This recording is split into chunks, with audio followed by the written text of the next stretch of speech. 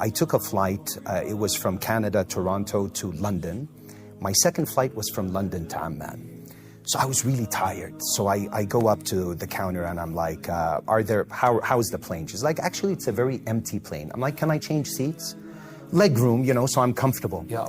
And I remember the seat number, bro. It was like 12A. So I'm in seat 12A. And she's like, how about this? There's the emergency row. And the window seat is available. The seat next to you is empty. And then the one next to that, there's someone sitting there. No problem, enough leg room. I'm like, do it. And I remember, again, she switched me from 12A to 27. I get on the flight. I sit down. There's this wonderful gentleman, very nice guy. And he's extroverted, so he's talking to me. And one thing leads to another. He's like, where are you from? I'm like, Palestine. Where are you from? He's like, Palestine. He's like, where in Palestine? I'm like, Gaza.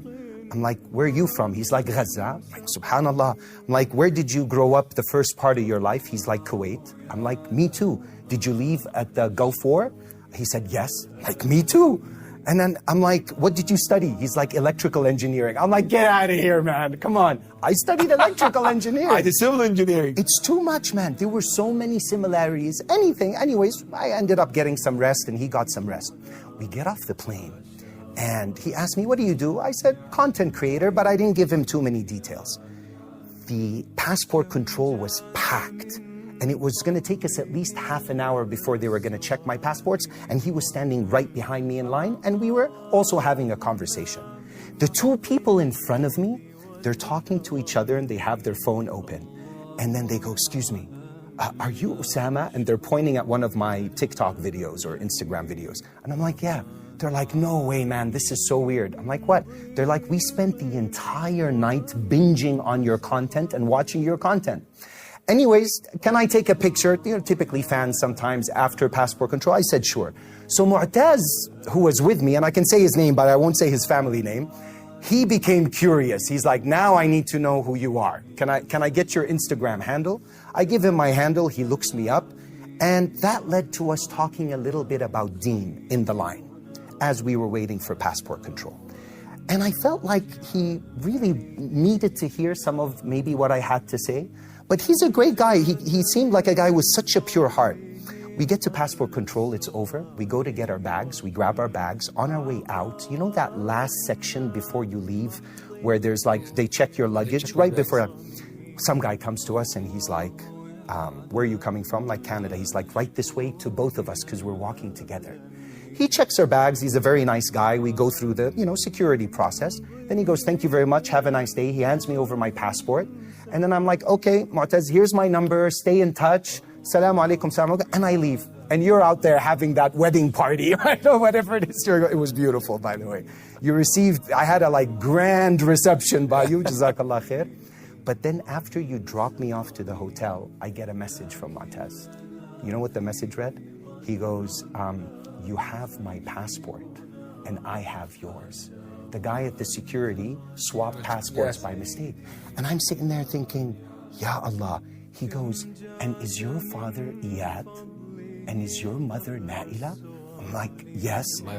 He goes, Allah yarham. He says, when I got to my mom, I told her the story and she recognized the name. And then she asked me and I checked your passport and it said your mother's name was Naila and your father's name was Iyad.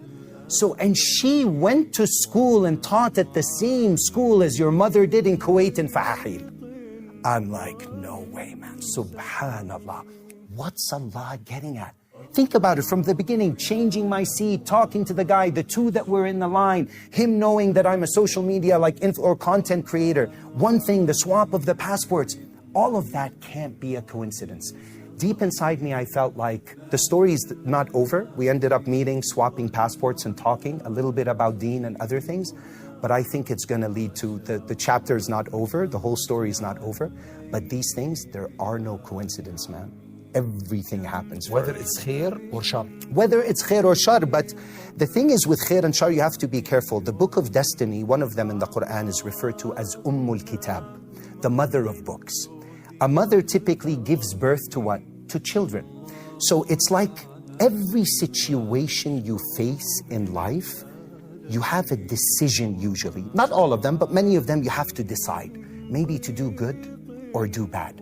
It's as if every decision you make opens up a new book of destiny based on the choice you made. It's like Allah subhanahu wa ta'ala wrote all the scenarios. He said, oh, if you choose this way, this will happen. If you choose that way, that will happen. The Sahaba used to say, كنا نرى أثر ذنوبنا في خلق أزواجنا وسوء دوابنا. That we used to see the effect of our sins in our conduct, the way our wives would deal with us, and the way our animals would act up, because they didn't have, cars and to run there, and they had animals to deal with. So they were very conscious of that. So typically, you do a sin, you make a bad choice, and the downloads from Allah can be difficult. So if you want to fix your life, if you make the right decisions, perhaps you'd open the right books.